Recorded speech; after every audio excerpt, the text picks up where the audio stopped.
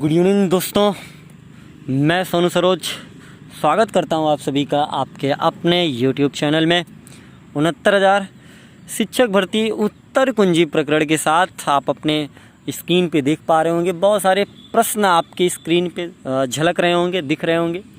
और वो प्रश्न जो आपके कमेंट बॉक्स में पूछे गए थे, उन्हीं प्रश्नों को लिया गया है। कुछ बड़े सवाल जैसे कि कुछ साथी 2 जगह याची बन गए हैं, बहुत परेशान हैं। उनके विषय में जो अभी तक कहीं याची नहीं बने हैं, उनके सवालों का जवाब। जिनकी याचिका अभी तक खारिज नहीं हुई है इलाहाबाद में, उनके लिए लखनऊ में कब सुनवाई होगी, इसके विषय में। और अंत में एक सबसे बड़ा सवाल जो आपकी स्क्रीन पे सबसे बड़े बड़े अक्षरों में दिख रहा है, वो है डबल बेंच में जीत या हार। ये आपके कुल 5 प्रश्न जो सबसे हाईलाइटेड थे, हमने उनको उठा लिया है। उन पे हम आपको बिंदुवार एक एक प्रश्नों के जवाब दे दें, आप संतुष्ट हो जाएं। क्योंकि आप एक लोगों को मैं कमेंट बॉक्स में जवाब देता हूं तो दूसरा साथी पूछ लेते हैं, तो इसलिए सभी को अगर हम जवाब दे देंगे एक वीडियो के माध्यम से, तो हर एक व्यक्ति तक हमारी बातें पहुंच जाएंगी और हर एक व्यक्ति हमारा संतुष्ट होगा। हमारा हर एक भाई बहन जो है सवालों की जवाब पा जाएगा अपने। तो सबसे पहले चलते हैं पहले प्रश्न की तरफ, जो 2 जगह याची हैं। तो दोस्त, पहला नंबर तो 2 जगह याची बनना ही नहीं था। अगर आप अब बन गए हैं तो इसके लिए क्या करना है, आपको ये ध्यान रखना, आप सबसे पहले याची कहाँ बने थे। यानी कि आप सिंगल बेंच में सबसे पहले कहाँ याची बने थे। आप लखनऊ में बने थे कि आप इलाहाबाद में सबसे पहले याची बने हैं। जहाँ आप पहले याची बने होंगे वही आपकी याचिका मानी जाती है। बाकी जहाँ आप दोबारा बने हैं उसका कोई मतलब नहीं। मान लो कोई साथी लखनऊ में पहली बार याची बना, दोबारा वो जाकर के इलाहाबाद में याची बना और इलाहाबाद में कैंसिल हो चुकी है, उनका मानना क्या जाएगा, लखनऊ वाला। अब दूसरी बात ये आती है, कुछ साथी जो पहले इलाहाबाद में बने थे बाद में लखनऊ बन गए। अब उनको लग रहा है कि इलाहाबाद वाला खारिज हो गया है तो लखनऊ वाला हमारा ज़िंदा है। तो दोस्त, पहले आप कहाँ याची बने थे ये ज़्यादा ज़रूरी करता है, यानी किस डेट में आप पहले याची कहाँ बने थे। तो अगर आप पहले इलाहाबाद में बने हैं, वो खारिज हो चुकी है, तो आपको डबल बेंच जाना है, पहली बात। अगर आप लखनऊ में पहली बार बने थे, आप इसके बाद इलाहाबाद में जाके जुड़ गए, इलाहाबाद में खारिज हो गया और आप अभी लखनऊ में हैं, तो फिर आप घबरा नहीं सकते, आपको कोई दिक्कत नहीं है। लेकिन इसमें सबसे ज़्यादा समस्या यही है कि ज़्यादातर साथी इलाहाबाद के हैं, जो इलाहाबाद में पहले याची बन चुके हैं, इसके बाद लखनऊ में भी जाके जुड़ गए, तो उन सभी साथियों को डबल बेंच जाना होगा। जिस आप रीट संख्या में थे उस रीट संख्या के तहत पहले सवाल का जवाब आपको मिल गया होगा। पॉइंट नंबर 2 की बात करते हैं, जो कहीं याची नहीं बने। तो पहला नंबर तो दोस्त, आप ऑलरेडी विलम्ब कर चुके हैं, बहुत देरी कर चुके हैं। जो अब आप याची बनने के लिए उत्सुक हुए हैं, आपको लगा कि याची बनना चाहिए। अगर आप, ऐसा नहीं है कि आप याची बन ही नहीं सकते, आप याची बन सकते हैं, लेकिन एक लंबा प्रोसीजर होगा। लंबा प्रोसीजर का कहने का मतलब यह है, अभी मामला डबल पहुंच गया है और आप पहले सिंगल बेंच से होते हुए फिर आप डबल आएंगे, तो उसमें लगेगा टाइम, उसमें लग सकता है टाइम। तो आपको करना क्या होगा ऐसे हालात में, आपको पहले सिंगल बेंच में याचिका फ़ाइल करानी होगी। इसके बाद उस याचिका पे आपको क्या करना होगा, खारिज वाली जो ऑर्डर है उसको ले जा कर के फॉलो कराना पड़ेगा। वो याचिका आपकी खारिज होगी, फिर आप डबल आएंगे। ये प्रोसीजर होता है। या आप चाहें कि फ्रेश में हम डबल बेंच पहुंच जाएं, तो ये नहीं हो पाएगा। अब आ जाते हैं हम तीसरी, जिनकी याचिका खारिज नहीं हुई है। कहने का मतलब ये है दोस्त, खारिज का ऑर्डर उन्हीं याचिकाओं पे इलाहाबाद में लगा जो टैग थी। कुछ याचिकाएं ऐसी थी जो सेफ थी, जो टैग ही नहीं थी, वो बची की बची रह गई हैं। अब ऐसे भी साथियों के फ़ोन आते हैं, सर अब क्या किया जाए। तो ऐसे साथियों को आप अपने अधिवक्ता से मिले। आपको जो रोहित शुक्ला बनाम उत्तर प्रदेश पे जो आपको आदेश मिला है, वो आदेश आपको ला करके अपनी याचिका पे फॉलो करा के आपको अपनी याचिका खारिज करानी पड़ेगी, फिर आप डबल आ सकते हैं। ये प्रोसीजर है आपके लिए जिनकी याचिका अभी तक खारिज नहीं हुई है। अब बात करते हैं लखनऊ में सुनवाई कब होगी। तो दोस्त, लखनऊ में सुनवाई समर, ये जो वैकेशन है, इस छुट्टी के बाद ही आप मान के चलिए लखनऊ में मिलेगा।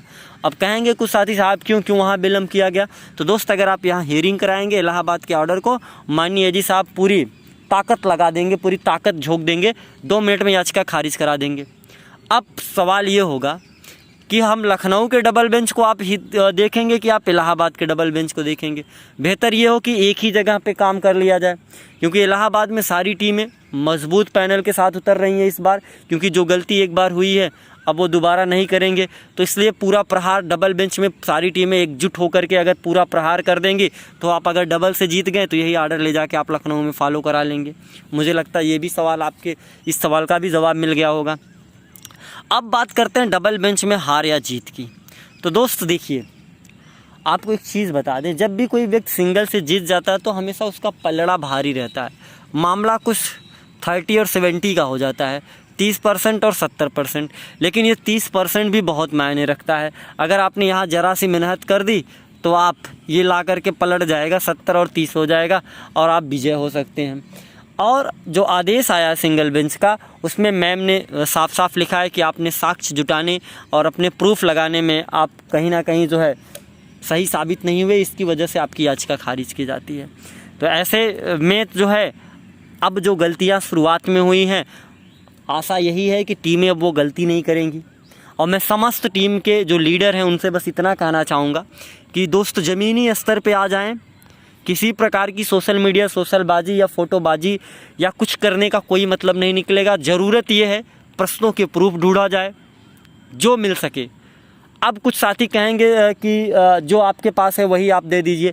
तो दोस्त, हमारे पास जो प्रूफ हैं ठीक है, अगर किसी एक प्रश्न के 2-4 प्रूफ और मिल जाते हैं, ये ज़्यादा ज़रूरी है कि एक ही प्रूफ सारे लोग लगा के बैठो।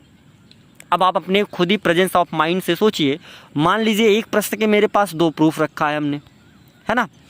अब वही 2 सबको दे दिया जाए, सब लेके पहुंच गए। अगर टीमें मेहनत कर ले थोड़ी सी, एक एक प्रूफ सबके पास और जुटा ले कहीं से, तो प्रूफों की संख्या कितनी हो जाएगी? 3। अलग अलग अधिवक्ता अलग अलग प्रूफों पे बहस करेंगे, अलग अलग याचिकाएँ होंगी, अलग तरीके से अलग अलग प्रूफ दिखाए जाएंगे, आर्गुमेंट होंगे। तो मानिए जज साहब को भी लगेगा कहीं ना कहीं एक सवाल के जब 3-3 किताबों में अलग अलग प्रूफ दिखाए गए हैं तो सच में कुछ ना कुछ तो बात है। आप एक सामान्य सी बात समझ सकते हैं। तो हर एक टीम को मेहनत करनी चाहिए इस मुद्दे पे कि वो अलग अलग तरीके से अपना प्रूफों को इकट्ठा करें और निरर्थक जो अनावश्यक प्रश्न हैं उन्हें साइड में रख दिया जाए। कुछ लोग 13, कुछ लोग 9, 10, इन सब के चक्कर में बिल्कुल ना पड़ें। क्योंकि ये समझ लीजिए, अगर आपने ये सोचा कि चलो 4 हैं, 6 प्रश्न लेके चले जाते हैं, बढ़ तो जाएंगे ही। तो दोस्त, अगर ये 2 आपने एक्स्ट्रा जो रखे ना, ये दोनों अगर सही प्रश्न होंगे तो ये आपको चारों आपके ले डूबेंगे। इसलिए कह रहे हैं कि उन्हीं को रखा जाए जो बेहतर है। ऐसी राय हमारी है।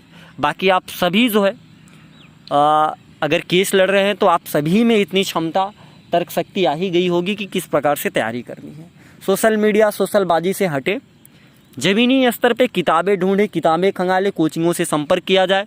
हमारे पास, आपके पास जो भी याचियाँ, आप उनसे संपर्क करिए, उनको बोलिए, वो प्रूफ ढूंढेंगे। क्योंकि हर किसी के घर में कुछ नहीं तो 4-4, 5-5, 7-7 किताबें हैं और बच्चे भी हैं उनके घर में, तो उनके भी 2-4 किताबें मिल ही जाएंगी। अगर मेहनत किया जाए, पेपर्स निकाले जाए तो वाकई में प्रूफ मिल जाएंगे। जैसे गोरखनाथ का प्रश्न हो गया, उसके तो इतने सॉलिड प्रूफ हैं कि उसको काटने की कोई गुंजाइश ही नहीं है। ठीक उसी प्रकार से और भी प्रश्न जो लखनऊ में रखे गए हैं, उनके भी ऐसे ऐसे प्रूफ लगाएंगे जिनकी काट नहीं है किसी के पास, और सिंगल बेंच में ये चीज़ दिखा दिया गया था। अब ज़रूरत ये है कि उन्हीं प्रश्नों के और भी प्रूफ ढूंढ लिए जाए और भी किताबें लगा दी जाएँ। ये काम और टीमों को करना चाहिए। ध्यान रहे, किसी प्रकार का गूगल सर्च नहीं माना जाता, लूसेंट नहीं माना जाता, कॉम्पिटिटिव एग्ज़ाम के प्रश्न नहीं माने जाएंगे। आप इंटरमीडिएट परिषदीय किताबें लाइए, उसके प्रूफ माने जाएंगे। आप लूसेंट लगाएंगे, लूसेंट फेंक दिया जाएगा।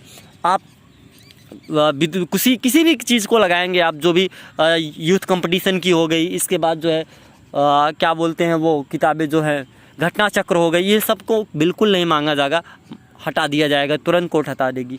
तो सीधा सीधा हमें परिषदीय किताबें चाहिए, और ज़रूरत हो तो आप बाहर की भी किताबें देखिए और भी राइटर की देखिए किताबें जो ऑथेंटिक हों, उस पर आप अमल करिए, ये ज़्यादा ज़रूरी है। लगभग और भी जो साथी हैं वो भी मेहनत करें, ये ज़्यादा ज़रूरी है। आप सबको एकजुट होकर के जिनको जो प्रूफ मिलता है वो अपने लीडरों तक पहुंचाएं, ठीक है। अब मैं बात कर लेता हूं कुछ ऐसे साथी जो डबल बेंच में नहीं जुड़ पा रहे हैं, उनको दिक्कत है, उनको समस्या हो रही है, वो हो नहीं पा रहा है, अमाउंट कह रहे हैं कोविड की वजह से दिक्कत, फाइनेंशियल प्रॉब्लम। तो मैंने हर वीडियो में ये चीज़ बताई है कि भाई मेरे दिक्कत है, आप टीम से संपर्क करें, टीम ऋषभ मिश्रा से संपर्क करें, जो समस्याएं हैं आप बताएं, कुछ ना कुछ हल दोस्त ज़रूर निकाला जाएगा। अगर आप सिंगल बेंच में याचिका है, किसी कारणवश आज आप नहीं जुड़ पा रहे हैं, तो टीम जो भी हो सकेगा वो आपकी मदद करेगी, इसके लिए आप निश्चिंत रहें। तो ये रहे आपके सवाल। इसके अलावा भाई मेरे जो भी सवाल हो, जो भी आपकी समस्याएं हो, आपको कमेंट बॉक्स में आप ज़रूर रखिएगा। मैं कोशिश करूंगा कि उन सवालों को उठाया जाए और आप सभी को उसका जवाब दिया जाए। और एक ख़ास बात, आयशा की तबीयत के विषय में आप सभी को बता दें, जिनके लिए आप सभी ने बहुत मेहनत किया है। तो उसका यूरिन टेस्ट हुआ है, यूरिन टेस्ट में इन्फेक्शन अभी ज़्यादा था, तो इस वजह से ऑपरेट नहीं किया डॉक्टर साहब ने। मंडे को बोले ऑपरेट करने के लिए, पहले यूरिन टेस्ट होगा, जैसा रिपोर्ट आएगा उसके बाद हो सकता है मंडे को ही ऑपरेट कर दिया जाए। आप लोगों का साथ और सहयोग बहुत ही बेहतरीन कर रहा है, जिसके दम पे जो है आज हॉस्पिटल में एडमिट है, नहीं तो पता नहीं क्या होता, महादेव जाने। और एक चीज़ मैं बताना चाहूँगा, सिर्फ बात आयशा की नहीं है, ये प्लेटफॉर्म, ये सोशल मीडिया जो आप लोगों के साथ और सहयोग से ये बना है, ये टीम जो बनी है, ये किसी भी परिवार के लिए है। कोई भी परिवार होगा जो हमसे जुड़ा हुआ होगा, भगवान ना करे अगर कभी भी उसे ऐसी समस्याओं का सामना करना पड़ता है, एक कॉल दोस्त ज़रूर करना। इस सोशल मीडिया के ज़रिए लोगों की बहुत मदद हो जाती है, ये मैंने देखा है।